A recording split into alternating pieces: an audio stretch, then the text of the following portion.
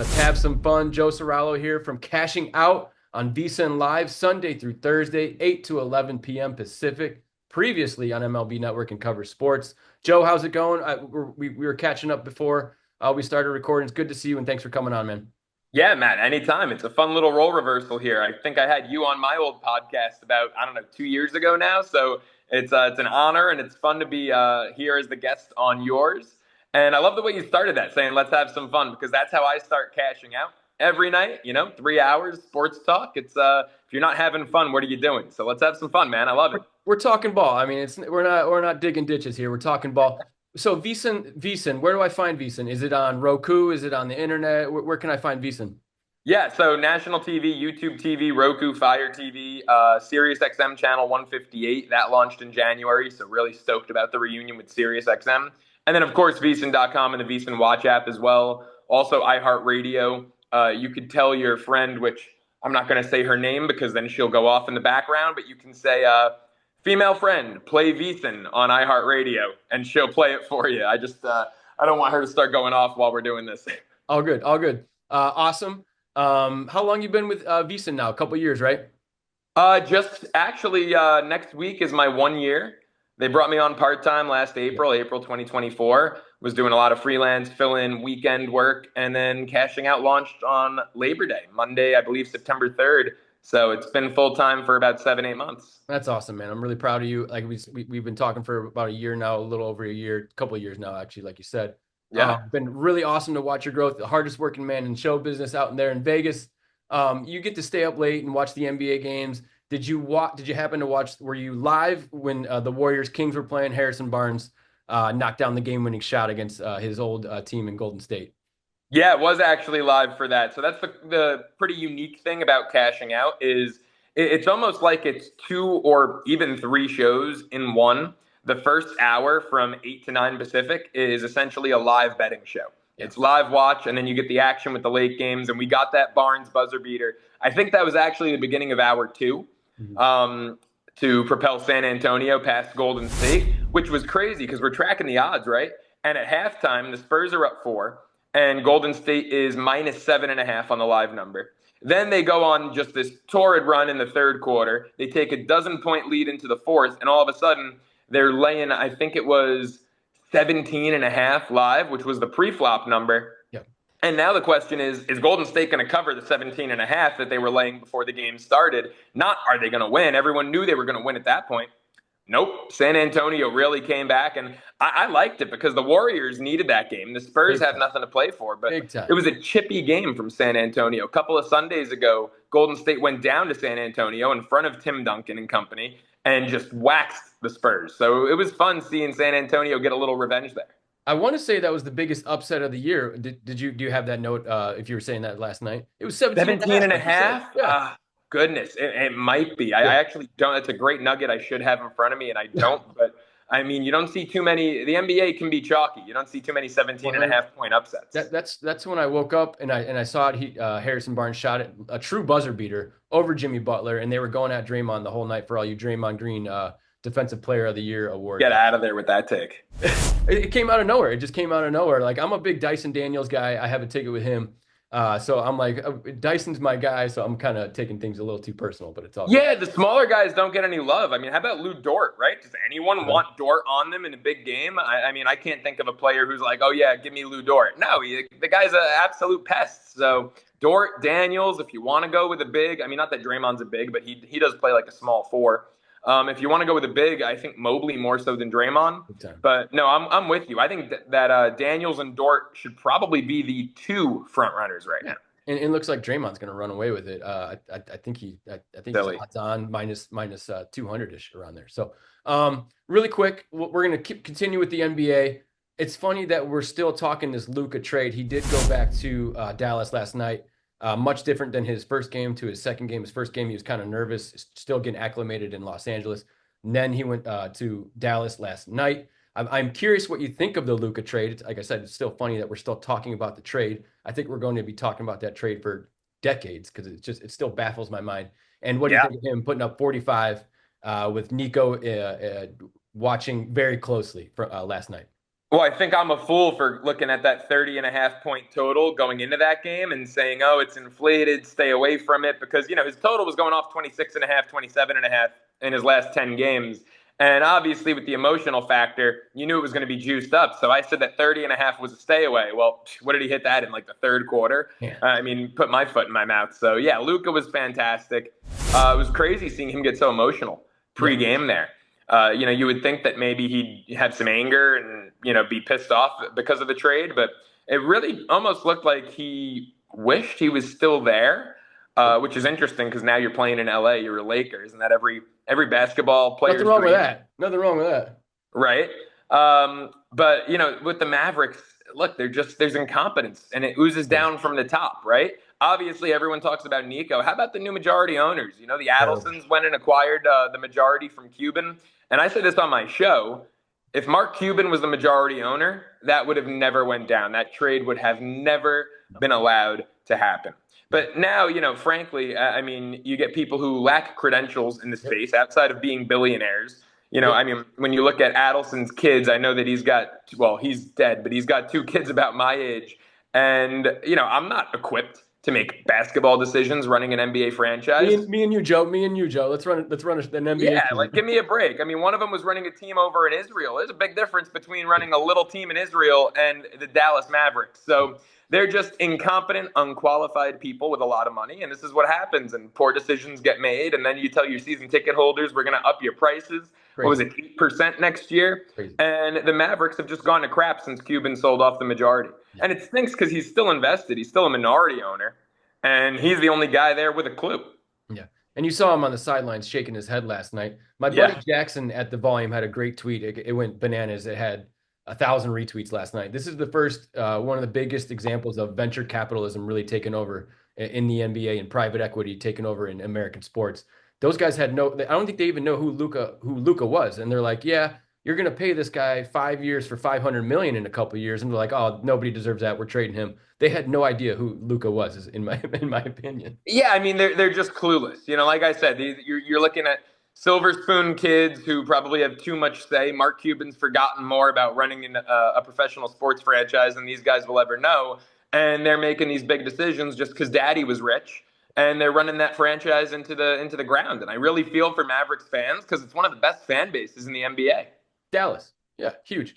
I think if maybe they're running that team into the ground so bad they'll move to they're the team that's going to move to Vegas. That's something I've been keeping an eye on too. Imagine out of a top 5 market, right? Crazy. But the owners are from Vegas, something like that type deal. But who knows? It's just hilarious what has happened to they went to the NBA Finals if not, or they won the West last year. Yeah, exactly. With Luka behind Luka on Luka's shoulders. I'm telling you, the owners had no idea who he was, is what I think. Staying in the West, staying with the Lakers. Are you a Lakers fan, Joe? I know you're from SoCal. No, so I've lived in SoCal the last 3 years. I've been living in SoCal ever since you and I met. Yeah. But I'm from New York, so I'm New York everything. Big Knicks fan. It's been a disappointing year for the Knicks. I know 50 wins is great, and if you would have asked me like 6 years ago as a Knicks fan, wouldn't you like 50 wins in the 3 seed? I'd be like, hell yeah, sign me up. But it just feels like this team's ceiling is the second round of the playoffs. And that's the discouraging part, is that last year they should have been a conference championship team, choked against Indiana in the second round. Yeah. And now the second round feels like their ceiling. They don't have a win against Cleveland, Boston, or Oklahoma City this year. So they're not beating the best teams. And to be the best, you got to beat the best. Yeah. So it does feel a little disappointing that last year's team, I'll say, had more potential than it feels like this year's team has. Maybe they prove me wrong, but it doesn't seem that way. Yeah, it's tough. You get Jalen back, and like we were saying, you're going to face Boston or Cavs second round. Is that makes sense? It's going to be Boston if it's the 2-3, and they went 0-4 against Boston this season. First 3 losses by 13 or more points. Fourth one went to overtime, and it was funny because that game earlier in the week, Boston didn't need the game. They're locked into the 2 seed. It was the front end of the back-to-back, but we saw they sat everyone against Orlando, lost 96-76. Played everyone except Al Horford because he was at the title game Monday night, but played everyone else against the Knicks on Tuesday. And it was like a twist the knife moment. Like, hey, we don't need the game, but let's sweep the Knicks and let's do it at MSG. And the Celtics are just, head and shoulders above the Knicks. Well, I'm a Bulls fan, so everyone's head and shoulders above us. So as a Bulls fan, we have to win a couple games to get to the playoffs. But I just talked to my guy in Chicago today. I'm like, do you think the Bulls can beat the Cat like just one game? Do you think the Bulls can get one game against the Celtics and Cavs? And we think the Bulls can get one game. So I think the Knicks can get maybe two, maybe three. Maybe push those guys to seven. Yeah, I don't know. I mean, going 0-4 Jalen's in the back. regular season, I know it doesn't always translate to the postseason, but it feels like 5 games is kind of the max the Knicks could go with Boston in the second round. I think Chicago could get one on their home court. One. They could Give me score. one. That's the thing. Chicago can score. They just don't stop anyone. Nobody. So even though Cleveland's a really stout, really good Great defensive team, yeah. and last year unders were the play in that Cleveland-Orlando first-round series, I'd be thinking overs Cleveland-Chicago just because, Chicago's not going to stop anyone. Maybe Cleveland team total overs would be the play there should the Bulls emerge. But I don't know. I think they're getting bounced in that play in 9-10 with Miami. With Miami, we beat them last night, Joe. We beat them last night. Yeah, I think it's a week for on Wednesday. The play-in is. If you were a betting man, I know you are, Joe. Who do you got in the West? I do think the Lakers are going to win the West. I think the Lakers and the Warriors are your best team. The thing is the matchups. Like they could play in the first round, so I don't know. It's tricky for me. But I think those are your top two teams in the West. Who do you think is going to win the West, and who are like your top two teams in the West? Man, the standings are such a cluster. You know what? I mean, you pretty much have the top 3 seeds. The Lakers haven't clinched the 3 seed yet, but if they win one of their final 2, they will. So you pretty much know it's OKC, Houston, and then the Lakers. 4 through 8 is just a mess. I mean, what is it? One game separating the Nuggets, Clippers, Warriors, Grizzlies, Timberwolves. So there's so much still TBD when it comes to matchups. One team that I'll tell you I think has been really disrespected. Now, do I think they're going to win the West? No. Do I think a ticket on them to win the West is a good bet? Absolutely. The Houston Rockets. There you go. I got them last Sunday at 27-1. They're currently 25-1. They're the 2 seed, yet they have the 7th longest, or I should say 7th shortest odds. They're 7th on your odds board, any way you slice it. The 2 seed should never be 7th on your odds board. You have teams that will be in the play-in tournament, Minnesota, Golden State potentially. At least one team in the play-in will be a shorter bet than the 2 seed. Crazy. That makes absolutely no sense. So what I'm doing with Houston, I've got the ticket, 27-1 in pocket. I'm going to hold that ticket and assume I'm going to take them in their first round and then hedge once they get to the second round. Because they'll still have home court in the second round. Yep. Now, do I think they beat the Lakers in the second round, even with home court? No, I don't. But they would have home court. You could get a better price by hedging there, taking the Lakers. Yep. And that's how I'm going to play it. But no, I think it's between Oklahoma City and the Lakers. The Thunder are really going to be a tough out. If anyone can do it, it's the Lakers. I'm not in on Golden State, though. Okay, cool. All good. It's the Wild Wild West once again. It's still LeBron's league, and he's got Luka. That trade made no sense. It's just like, is the league giving LeBron's? It's just weird. The NBA is weird. We're both big fans, but it can get kind of silly. East, moving over to the East, it seems to be the Cavs or the Celtics. We were talking Knicks as well just now. Who do you got in the East? Is it just the Cavs and the Celtics and everyone else?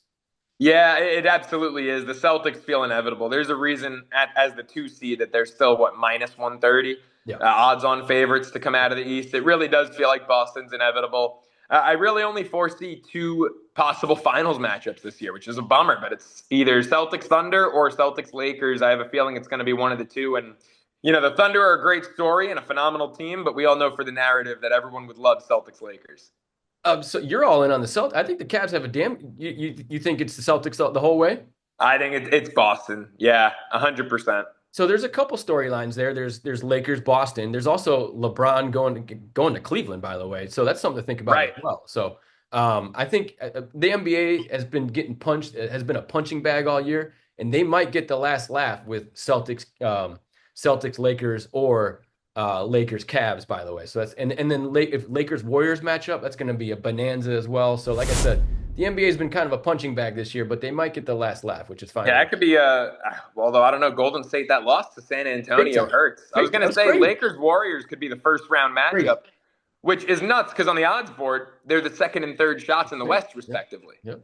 So you're going to have your second and third betting shots. One of them it would be guaranteed to get bounced in the first round. It's nuts. But Golden State might find themselves in the play-in now, which is even crazy. Crazy game last night. The last week of the NBA, it's the playoffs. You know what I mean? For a league that, yes, load management, a lot of guys, take days off and stuff like that. The last week of the season might be crazy. which is great and a lot of fun. And then you get to the playoffs too. So they got some momentum going on the NBA. Sneaky underrated right now. Okay, we're going to move over to the NFL draft. I sent you some notes here. I want to play a little overrated, underrated. 2 players. We're going to start with Shedeur. I'm a big Shedeur guy. I don't know if he's going to be a superstar or anything. I do think I think he's better than Quinn Ewers, Jackson Dart, stuff like that. And then Cam Ward's the runaway at 1. I don't know how much better Cam Ward really is, even though Cam Ward's got a hell of an arm on him. Overrated, underrated, Shedeur Sanders. I'm going to say a little overrated, but I'm going to say for different reasons. I think physically, he's a little overrated. I think mentally, he's actually a little underrated. I think Shedeur Sanders is a competent quarterback. Yeah. And I think that he's a good decision maker. And I think he's accurate. I don't think he has the biggest arm or legs that will necessarily translate to the next level. So that's why I say physically he's a little overrated. But I think mentally, he's a competent quarterback. Will be a starter, should be a starter. I don't think he will be a Pro Bowler. I don't think he will be an All-Pro. I don't think he'll be C.J. Stroud or certainly Josh Allen or Patrick Mahomes. But I think Shedeur will be fine. I just think he'll be a reach, as a top 5 draft pick. He'll be drafted on need more so than on talent in the top 5. Which gets me to my next question. Where do you think he's going? Do you have, and then contingency question, do you have any NFL draft tickets, any NFL draft bets, players going where, stuff like that? I actually haven't placed a draft bet yet. I'm still waiting on that. As far as where Shedeur goes, it's interesting because the Saints have now emerged as favorites. And Kellen Moore, year 1, like this is going to be a year for the Saints to just suck. We all know that. It's inevitable. But year 1 for Kellen Moore, if he got his shiny new toy and, you let Derek Carr go out there and be the sacrificial lamb this season, and then Shedeur year 2 comes in and Kellen Moore gets some more pieces, free agency, next year's draft, etc. It could be frisky. So I'm really intrigued. I don't want him on the Giants. That much I'll say. I know it's possible. I'm a Giants fan. In an ideal world, the Giants would have never signed Russ, would have run Jameis out there this year, sucked, got the number 1 pick, and then boom, Arch Manning next year. That's what I was hoping. King of New York. I needed Arch Manning in New York. With Russ, I have a feeling that the Giants are going to win 5 or 6 games and play themselves out of that number 1 pick. So we'll see what happens. Their 6th pick, yeah. It's just... Right, exactly, and it's the never-ending cycle of. I can't even say mediocrity because they suck, but not sucking enough to get the first pick. I'm a Bears fan. Like I got lucky with the 1 pick in Caleb. Who do you want the Giants to draft? I mean, I want Travis Hunter. Yeah, that's who I want. Like in an ideal world, like I said, if Jameis was the guy. With Jameis, you can tank in disguise. He'll be trying to win. He's trying hard, yeah. Yeah, he'll be trying to win, but you'll go 3-14. And there'll be a lot of games that you're in late, and then there's, that pick 6 when you're running a 2-minute drill. But I wanted Travis Hunter. The thought of, first off, getting a CB1 in Hunter to pair with Deonte Banks, former first-round pick. So those are your top 2 corners, right? And then Hunter being like a wide receiver 2, wide receiver 3 on select snaps alongside Malik Nabers. And then, look, again, this is a lot of speculation, a lot of hypotheticals. But what I was hoping for was you get Arch Manning as a rookie, throwing to Malik Nabers in year 3 and Travis Hunter in year 2. And holy cow, now you're cooking as long as you get an offensive line in there somewhere as well. So that's what I was dreaming for. But I still want Travis Hunter. I love his versatility. I think the dude's an absolute dog.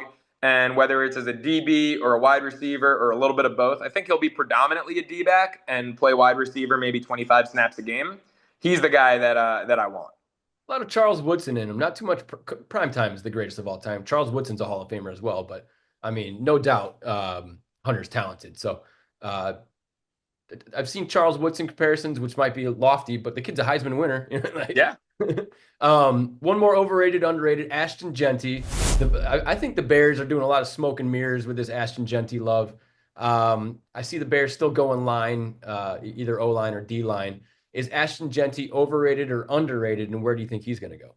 This is not going to be the sexiest answer, but I'm going to say he's rated. I'm going to say he is correctly rated as the best running back in the class.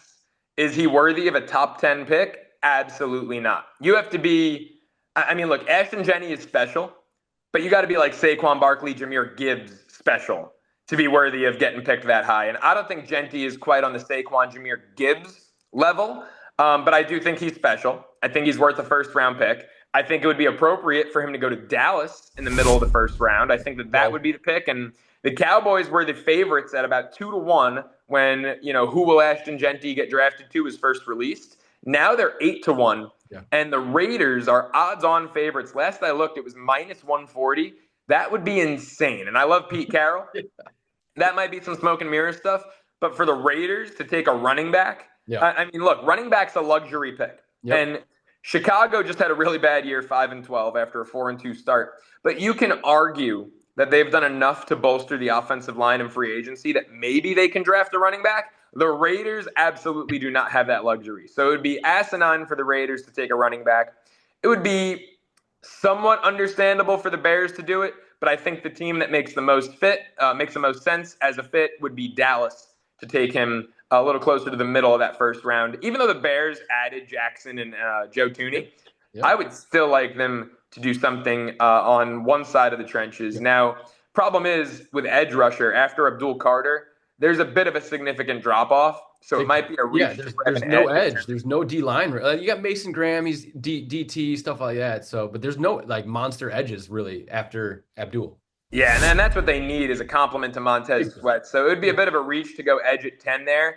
As far as offensive tackle, not the deepest. I don't know if Will Campbell or Membao from Missouri will be there at 10. And with Will Campbell, there's talks about him moving at the NFL ranks to maybe guard instead of tackle. But I would still, if one of those two is there, that's my pick, either Membao or Campbell. But I don't know if they'll be there for the Bears at 10. Yeah, the Bears at 10, it's going to be so hard for Ben Johnson to pass up like a really talented offensive player, whether it be the Penn State tight end, Jeanty. Tyler Warren would be interesting. The thing is, they have weapons for Caleb to throw to. They've got a stacked receiver room. They've got what's his name, Komet at tight end there. So they have weapons for Caleb to throw to. Warren is a special beast. I mean, he's really versatile. It's going to be tough. That'd be interesting. I just still believe in building a football team from the inside out, from the trenches out. And I think, edge would be the best pick. It's just maybe that's a second round pick for them because it's not a top heavy pass rusher class. Yeah, could trade back to talking with Joe Ceraulo, host of Cashing Out on VSiN Live, Sunday through Thursday, 8 to 11 Pacific. Previously from MLB Network and Cover Sports. I don't want to take up too much of your time, but I am curious about your sports betting background. I've seen your growth over the last couple of years. It's been awesome. Been so much fun. And you're just getting started too. You're a young man. What's kind of like the best sports betting advice you've heard over the last couple of years, or maybe in your youth? Did you get started in your youth and continued as an adult, or is it something new for you? Yeah, I mean, I definitely, and it's so funny because it still kind of is who I am at my core as a bettor. I definitely liked picking games in my youth, and for me, it was always more so about being right than the money aspect, and it still is. Like I could bet $20 on a game, or I could bet $300 on a game, and I get more of a high off being right than I do seeing the money hit my account. Like it's so wild. So going back to when I was a kid picking games, I wasn't betting on games. Although, there was the time in 8th grade that I got sent to the principal's office with $300 in cash and all my friends' brackets in my backpack. That was great stuff. That was a fun one. Yeah, that was my moment of like, oh, maybe I'm meant to work in sports in some capacity. I was running our first March Madness pool, 8th grade. I still remember it because I won the pool, and then one kid started crying about, oh, well, he ran the pool, he won it. It was the year Louisville won it with Pitino. Yep. I believe it was 2012, 2013, one of those tournaments. I was in 8th grade, and I had Louisville. And, tough shit. I won the I know I ran the pool. You didn't cheat or anything, yeah. I had the math. I showed everyone the brackets, and, it was clear as day that I won. I had Louisville. I was a Big East guy. Grew up a big St. John's fan, watched a lot of Big East basketball, and that Louisville team Pitino ran was special. So, but I got sent to the principal's office. I had about a dozen brackets, about $300 in cash in my backpack. That was when I got explained by the assistant principal, who, like myself, had an Italian last name. And like myself, I'm sure knew a thing or two about bookmaking. And he explained to me, what I was doing and that I would have to refund everyone their money. Wow. That's understandable. It's all like he didn't take it too hard on you. So that's all good. Love that story. Great story. What's the best advice you'd give to like a novice bettor, a brand new sports bettor? Play small. Don't get it.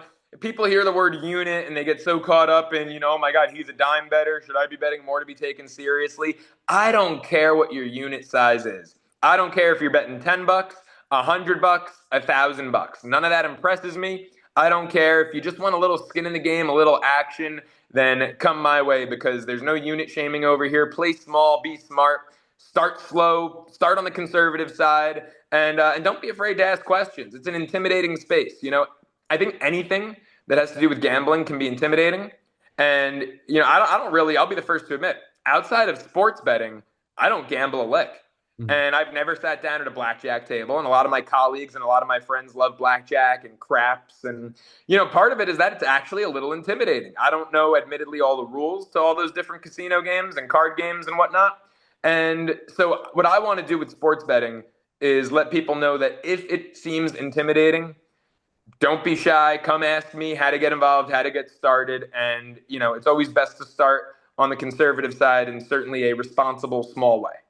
All good, man. Thank you so much again, Joe. Joe Ceraulo, host of Cashing Out on VSiN Live, Sunday through Thursday, 8 to 11 Pacific.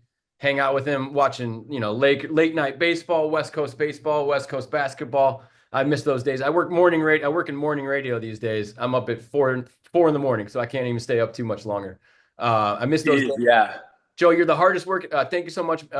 Thank you so much. Appreciate you coming on. Hardest working man in Vegas, which is a hell of a title. A lot of hardworking people out there. So thank you so much for coming on, man. I really appreciate it. We'll do it again because I thought we had a really good conversation just talking ball, man. I loved it. Matt, anytime. Thanks so much for having me, man. Appreciate you.